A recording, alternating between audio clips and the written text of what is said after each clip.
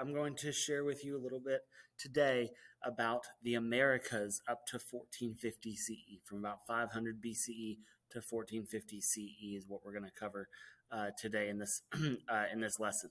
So this covers basically what happens in chapter 12 of your textbook. So that one, I believe we're doing, we're reading that this week. So this will give you a little head start, or maybe you've already read a little bit. This will give you a head start on the stuff that you'll be reading this week. Okay, so we're going to talk about three civilizations today. Three civilizations. We're gonna cover the Maya, the Aztecs, and the Inca. The Maya, the Aztecs, and the Inca. Those three civilizations we're going to cover today. So on your chart, where you have all the different sections on there, you're going to the pieces chart. You're going to make sure for each piece of information you have, is it about the Maya, is it about the Aztecs, is it about the Inca? So don't just say they, blah, blah, blah. Okay, you want to include Maya, Aztec, or Inca, the Maya, the Aztecs, or the Inca in your description of the piece of information. Okay, because we're talking about three different civilizations, so you'll need to be specific in what you're writing down. But as I'm talking about this today, you just go through your pieces chart, write down important or interesting pieces of information from what we're talking about. Try to fill in every box with 2 or 3 pieces of information. That's usually what we're doing here, is 2 or 3 pieces of information in every box of that pieces chart. Okay, so so all 3 of these civilizations, the first 2 civilizations are in what's called Mesoamerica. Okay, Meso means middle. So Mesoamerica was a region of Central America, Central America, North America, that that these early, early civilizations before European contact, a lot of different civilizations kind of took this as their region. Okay, so the first 2 that we're going to talk about today came from Mesoamerica. Mesoamerica stretches from central Mexico to northern Central America. So it's got the bottom half of Mexico, and then northern Central America, Guatemala, right there, Honduras, Nicaragua, all they've got all these different the different countries of today of Central America. All this was the region that archaeologists call Mesoamerica. Okay. All right. So the Maya settled the Yucatan Peninsula of present-day Mexico. So you can see here the Mayan region right here. That's where that's the Yucatan Peninsula. Actually, it goes all the way down here. The Yucatan Peninsula right there of present-day Mexico. Mayan ruins are found throughout the area. So you can still go see those today at Chichen, Itza, Progreso, lots of different places that you can go in Mexico where you can see these Mayan ruins even today. Now, the Maya were not one unified empire. They were a patchwork of city-states and kingdoms. So the Maya did not have one king or anything like that. They had these different city-states. The different city-states sometimes went to war with each other, but they had similar cultures, a similar language. All the city-states shared a common language, common culture, and so on. It's the same civilization, but different governments in charge of each. And like I said, sometimes they go to war with each other. So it's like ancient Mesopotamia, which we didn't really get into, so don't worry about that. And Greece. So ancient Greece was like this, and we did talk about that, where you have different city-states, and the city-states sometimes go to war with one another, like we saw in Athens and Sparta. So the Maya are like ancient Greece in that way, where it's one civilization, but different city-states, so different governments that make up the same civilization, or sometimes kingdoms as well. Okay.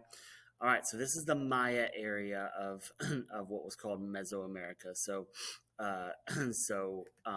you have kind of the southern tip of Mexico, the the Yucatan Peninsula, then Guatemala, Belize, Honduras, Nicaragua. You've got they kind of were in these all of these modern states. Well, anyway, the modern states of those were where the Maya where the Maya were powerful. Okay. Now, religion was the center of Mayan life. Everything centered around religion, and I don't know if I have this, but the but the king was both the political leader and the religious leader. So he had that dual role that we saw in like the Islamic Caliph had those two roles too. He was the political leader and religious leader. The Mayan Kings, I should say, had the same role. They were the head of the religion. They were head of the government as well. They believed in two levels of existence: the daily physical life that they lived, and then the other world, and which was a spiritual world of gods, the souls of ancestors, and other supernatural creatures. So there's this dual world where where there's the physical life that you live, and then this other world with supernatural creatures and the gods, and where ancestors go when they die, right? Um, so actions on one level could affect things on the other level. So what you do in your physical life can have an effect on the other world. What happens in the other world can have an effect on your life. So so these are very much intertwined. That's why religion is so important to them, because they believe that these two worlds are intertwined and they can affect each other. So here we go. I already said this. Mayan kings were both political leaders and spiritual leaders. They performed rituals and ceremonies to satisfy the gods. They built huge temples and pyramids where thousands of people could gather for special religious ceremonies and festivals. So you've got the Mayan kings doing all these different things to satisfy the gods and to have these special religious ceremonies and festivals and things like that. Okay, so you can still see some of these huge temples and pyramids today because they're still around. So this, I believe, is the pyramid at Chichen Itza. I don't know what this one is.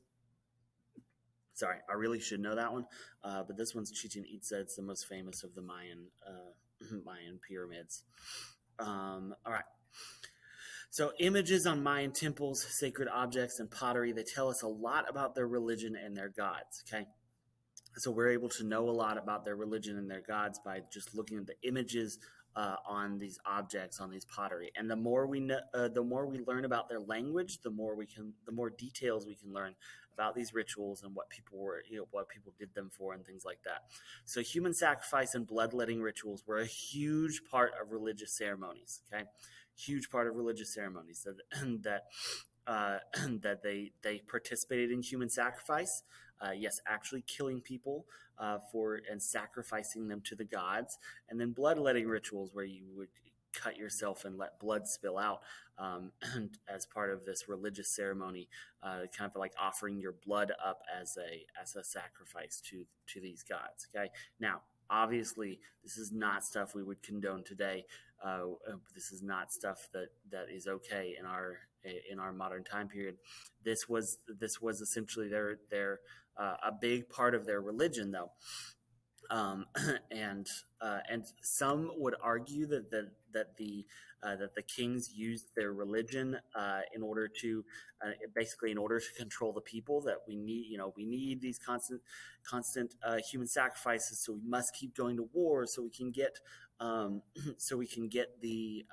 get new people essentially to sacrifice. We can take prisoners of war, we can sacrifice them to the gods, that sort of thing.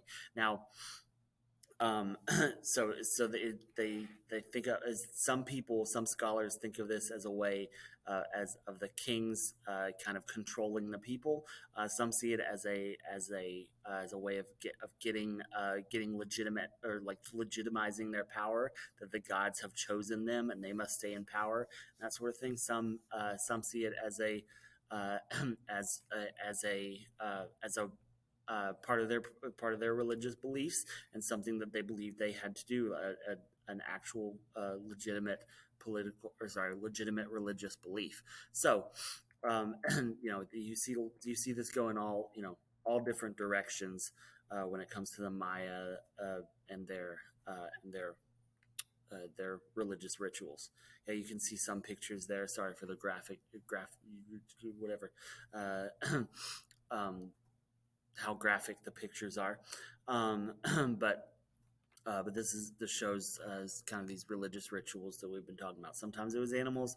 A lot of times it was humans to satisfy the gods. But I say a lot of times, meaning meaning that uh, it happens often. I don't know that it happened more than animals, but it happened pretty often. Okay, Mayan priests were excellent mathematicians and astronomers. They developed accurate calendars. They used those calendars to predict eclipses, schedule religious ceremonies, and determine times to plant and harvest. So you probably y'all were old enough in 2012 to maybe some of y'all are old enough in 2012 to remember this happening. But but in 2012 there was a whole big thing about, oh, the Mayan calendar is going to end, and that means the world is going to end because they believed the world was going to end. They might have believed the world was going to end in 2012, but most likely it was some some form of new birth. They believed that the world would be reborn somehow in the year 2012. And so we don't, and that's just the way their calendar worked. It was cyclical, and it ends, but then it begins again. It begins a new cycle, and it only does that new cycle every couple thousand years or something like that. Uh, Maybe it was 1,000. I don't know. Anyway, point is, there's they did predict a new world of some sort after that, but obviously the world did not end, so we know that by now. That was based on the Mayan calendar that gained a lot of traction around that time. All right, Mayan economy. Merchants traded throughout Mexico and Central America. They used canoes to trade along rivers. Um, so they had these early, they had canoes that they built, but but overland goods were carried by humans. So they were carried by humans overland. They did not. I said they didn't have wheels yet. They had wheels on some toys, or maybe that was the Aztecs. I can't remember. Um, they had, but they had some wheels on like children's toys, but they hadn't used wheels yet like big enough to aid in transportation like other places had.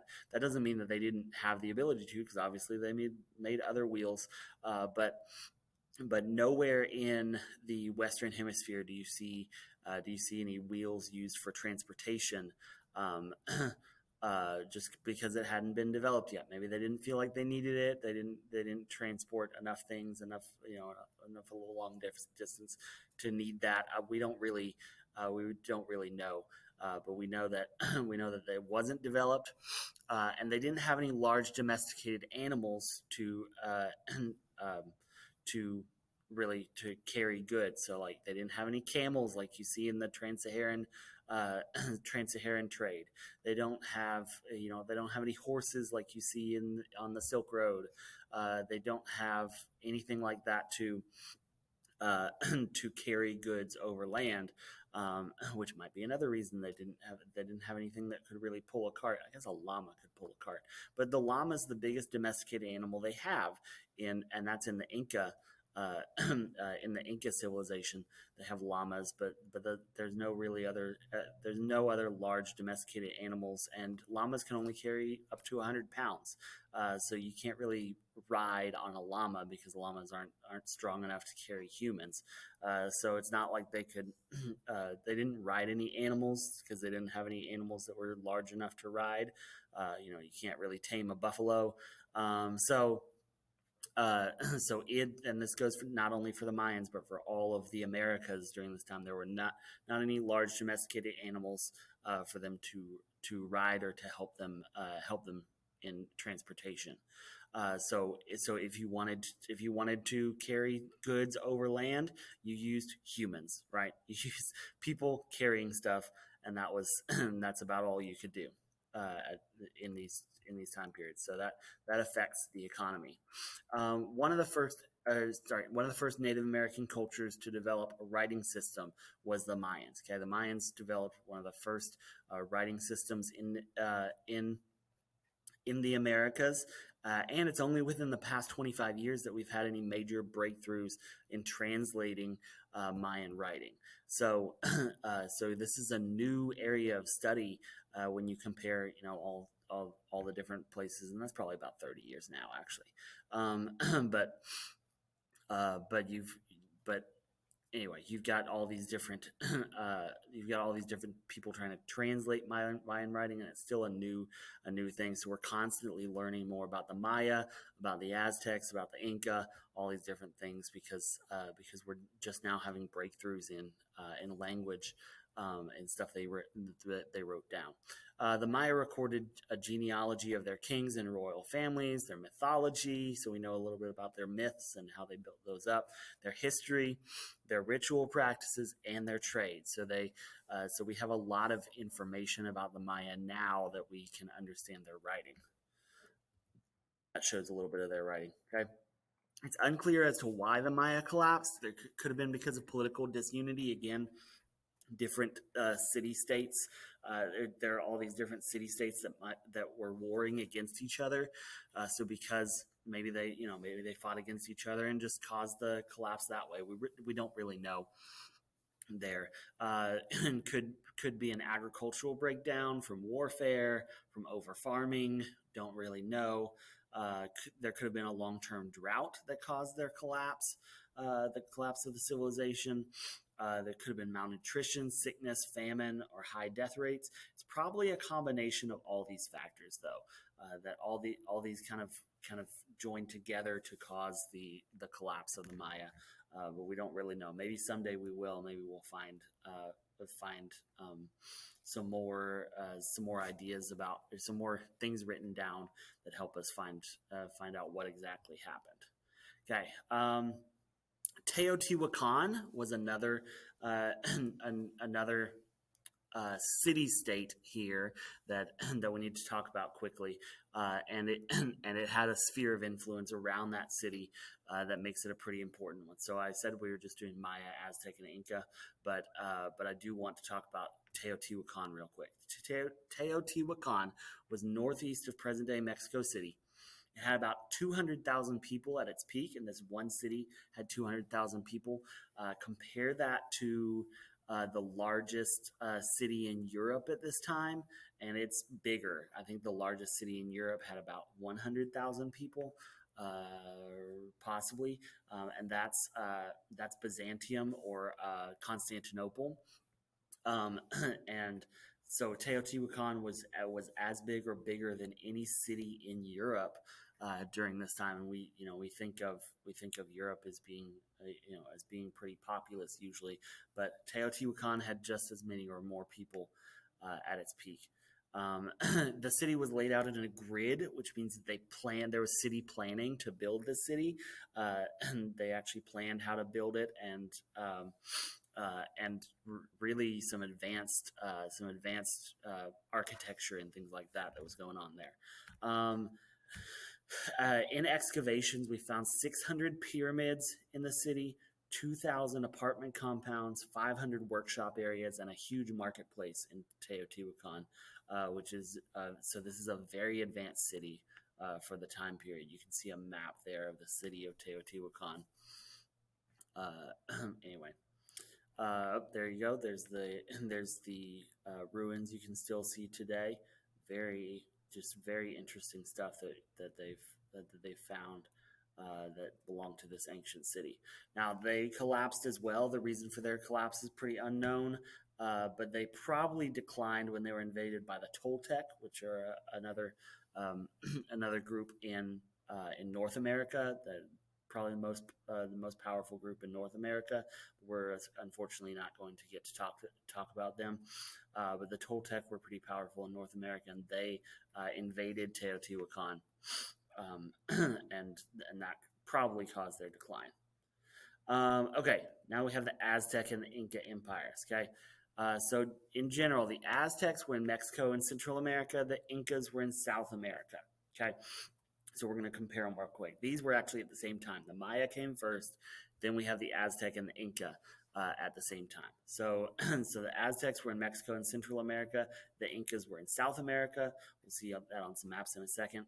Both of them lacked work animals. Like we said, llamas don't really do a good job of carrying things. They didn't they didn't have metal tools and they didn't have wheels. So these are just things that did not develop in the Americas for whatever reason. Doesn't mean they couldn't have developed them, but they didn't for whatever reason that is. Both of them still developed centralized governments and armies, and both conquered other empires. So they both do a lot of conquering of other empires and build their empire that way by by warfare and conquering new places. Both of them also ended when they were conquered by the Spanish, and that had a lot to do with the diseases that the Spanish brought that killed off a lot of the Aztecs and the Inca, but also had to do with their superior metal weapons. That too. So it's a combination of those two. But again, we'll get to that. We'll get to that another time. So the Aztec Empire was in Central and South America, or sorry, Central and Mexico. Sorry, Mexico and Central America. Um, and then the Inca Empire, you can see right there, went on the western coast of on the western coast of South America. So it's what's today like Chile, Peru, I think part of Venezuela. Anyway, the western coast. All right, the capital of the Aztec Empire is called Tenochtitlan. It's modern day Mexico City. So Mexico City today was the capital of the Aztec Empire. It was an agricultural center and a marketplace, and very powerful capital of a very powerful empire. In the Aztec Empire, they built what are called chinampas, which are artificial islands that they used for farming by piling mud from the lake onto rafts. So they built like floating gardens out of these chinampas. And I think I have a picture of, yep, right here. So these are called chinampas. They're essentially floating gardens. They built rafts by putting dirt on these floating islands, and they were able to build gardens this way. This is a very good way of irrigating your land, and using that water is to build farmland on top of it, and it's very productive. This is a very efficient and productive way of growing crops. So this is extremely effective for Tenochtitlan and growing their crops.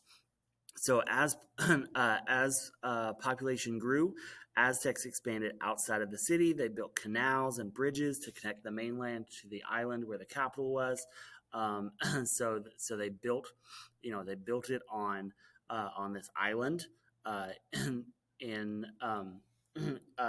they built the city of Tenochtitlan on an island, and then they connected it to the mainland from there. So, if you're on an island, you're going to quickly run out of land to to farm. So why not build some more land on the lake and build these chinampas as much as you can? They're extremely productive. They work very well for Tenochtitlan and the Aztec Empire. So the whole empire stretched from Mexico to the border of Guatemala, and it stretched from the Atlantic to the Pacific Ocean. Okay, from Mexico to the border of Guatemala, and then from the Atlantic to the Pacific Ocean. So it went a long way. Now, obviously, if we go back here, from the Atlantic to the Pacific Ocean is not that big as it is like in where the United States is today, but you can see, they kind of that helps you kind of dominate trade. If to go any further south, they have to go through the Aztec Empire. That helps you dominate trade. It helps you kind of dominate the whole area by covering it from one ocean to the other. All right. Now, conquered people, when they conquered different people groups, they had to pay tribute or taxes, essentially, to the Aztec government in the form of food, clothing, raw materials, prisoners for sacrifice, jewelry, military supplies, rubber balls, etc. And we'll get to why the rubber balls in a second. So that you have to provide them with a set tribute in order for essentially them to leave you alone. So what the Aztecs do is they conquer these different parts of their empire, say, hey, you got to pay us tribute every so often, and then we'll let you live. We'll let you kind of do your own thing. So they don't in a lot of the areas that the Aztec Empire conquers, they don't run it themselves. They let local rulers stay in charge, and those local rulers kind of work for them, and and they pay them tribute whenever they want.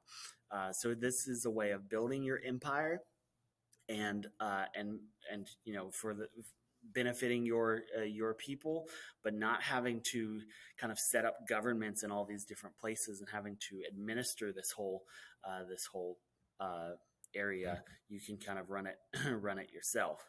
Or sorry, you don't have to run everything yourself. You can let the rulers that were in charge before, as long as they're willing to submit to you and pay you tribute, you can let them kind of do their own thing still.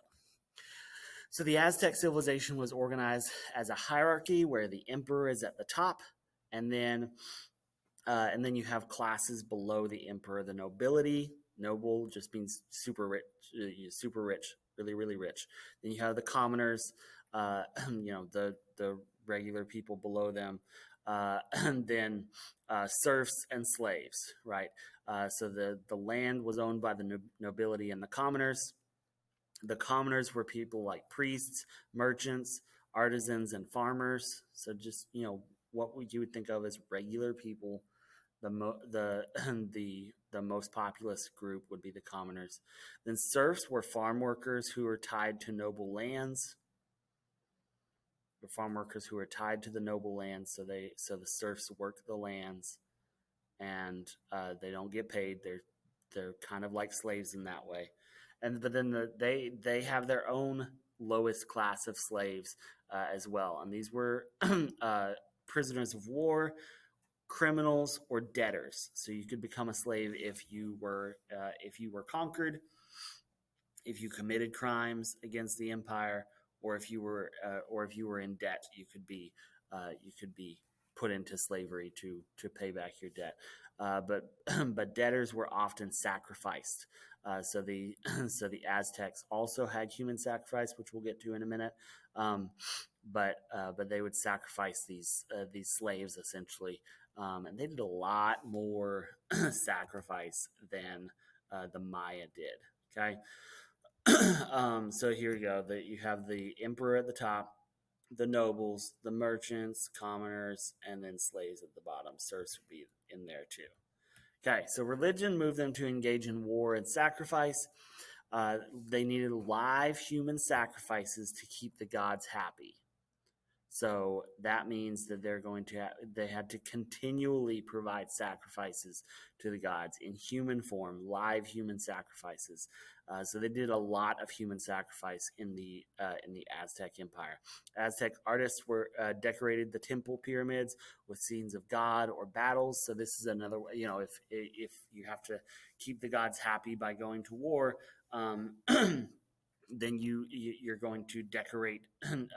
You're going to decorate and show that.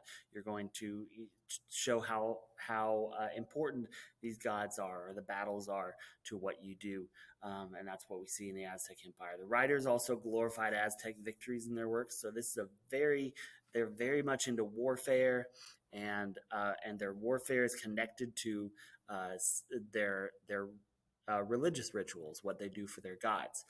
So that's extremely important when when talking about the Aztecs. Okay, this you can see over here Quetzalcoatl, which is Quetzalcoatl. Quetzalcoatl. Quetzalcoatl. I can't believe I messed that up a few times. Anyway, Quetzalcoatl is the god of dying and resurrection. He's the most important god of the Aztec Empire. All right. Okay, the Inca Empire was in the Andes, or in the Andes Mountains in South America. Their empire stretched about 2,500 miles along the Andes, and their capital is in Cusco. Okay, Cusco is their capital. They're in the Andes Mountains in South America, and it's a very, very long empire, which will come into it. We'll talk about that in just a second. Now, you might notice a few similarities here to a certain Disney movie. Let me know if you think of it before I tell you. Okay. All right. The Inca Empire raided other tribes, and they slowly built a large empire. So they had a they had a strong central government, and local rulers had to report to the Inca Emperor. Okay, they do that similar thing to what the Aztecs do. They have local rulers in charge, but they have to report to the emperor. Now, the Aztecs probably leave their local rulers alone a little bit more and just have them give tribute. This has a very strong central government that wants to connect the entire empire and really govern it more than the Aztecs do. So, unlike the Aztec Empire, the Aztec Empire had no centralized government or complex administration. Um, they uh, they just kind of let the local rulers do their own thing. The Inca Empire has local rulers in charge, but they report directly to the Inca Emperor, and they have a very strong central government in the Inca Empire. Okay, all right. The emperor closely controlled the lives of of common people. So the emperor very it's very, we call this an autocratic government where there's one person in charge and he has pretty much complete control over the people. The emperor owned all land and then carefully regulated the growing and distribution of food. Um, and and part of all the crops after every harvest went to the emperor as taxes. Um, and really, the emperor kind of regulates all the distribution of food. So he gets to decide a lot of what happens there. And obviously, people in his government help with those decisions as well. So farmers use step terraces on the hillsides. I did not say that part, but they use step terraces on the hillsides, which is a way of catching rainwater, and it's a very productive way to farm. And it makes you can't really grow crops on a hill if you don't do that. So it makes it, especially in the mountains, this makes a lot more farmland being able to make these step terraces on hillsides. Okay. Uh, Work crews built roads and bridges to link different regions of the empire. Uh, the gods were pleased with food, animal, and human sacrifice. Now, they do have human sacrifice in the Inca Empire, but it's not even close to the scale of the Aztecs. So the Aztecs kill a whole bunch more people than the Mayas, a whole bunch more people than the Incas. The Aztecs kind of blow everybody out of the water there. But they did please their gods with these sacrifices, whether food, animals, or humans. Oh, sorry, I kind of blew over this part. So the work crews would go out and build roads to link different regions of the empire together. As long as the empire is, if you're down in the south, you're going to be pretty far away from somebody who lives in the north. And the emperor has to administer this whole territory. So building roads and linking different regions of the empire together really helps in that process. If you're going to control everything, you're going to need a system of roads, you're going to need better transportation, that sort of thing. Um, there's no writing system in the Inca Empire, but they used what are called quipus to record information. Quipu were ropes with knotted cords of different lengths. So you can see some of that here. They have ropes, and then they'd have knots at different lengths. And the knots, it's a messaging system where it records information somehow. I don't know exactly how that works, but it's a way of recording information. So different knots at different lengths would mean different things. So I don't know how to read Quipu, but I assume that it's a pretty good way of recording information. It does not count as writing, but it does have to do with recording information, and it works kind of the same way. So it's not like they didn't develop writing; they did develop a language. It's just a different kind of language. All right. The mita was the labor service that they used in the Inca Empire, where it was required periodically of every household, and you were required to work for the state. Okay, so you had to work for the state and do something. Do something. So whether that's building roads, or farming, or herding, or mining, or crafting, manufacturing goods, construction, you had to do something for for the empire, and it was required of everyone in the entire empire. So the so the state gets a lot of their labor from this. And in return, the state provided elaborate feasts for the people. Again, remember, everything goes to the state. Everything's controlled by the state. And remember, they get a lot of your taxes too. So it controls the growing and the distribution of food. Now, put that with what we just learned about how they had to work for the state and do their labor for the state. This is considered a kind of an early version of a socialist society where everything is controlled by the government, and it's in charge of distributing goods to the people. So so this is different than our capitalist society where you make your own money and you decide what you do with your money. That's not how it worked in the Inca Empire, and this system is used later in socialist societies. Now, socialism as a concept did not exist at this time, but some people look back and say, "Hey, they were doing the same thing that we came up with the idea to do later, right?" So it's different in some ways because it didn't have the whole system of socialism that that came about later, but it's the same concept just come up with by the Inca. Okay, now the Inca also had what's called gender parallelism. It was used in the Aztec and the Inca empires, and it has to do with the relationship between men and women. So this would actually go in your social category because it has to do with gender relations. Separate spheres had separate responsibilities, but each one was seen as equally valuable. Each had autonomy in its own sphere, so they could do their they could they kind of do their own thing at in their own jobs. So men would be in these areas, women would be in these areas. They had different responsibilities in these areas, and they kind of it's not like one was one was over the other.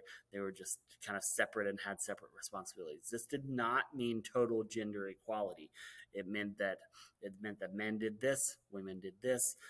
So women couldn't go do the man's job, men couldn't go do the women's job. It did not mean total gender equality, but it did mean that that it's not so much a patriarchal society, um, where men are always seen as more valuable than women.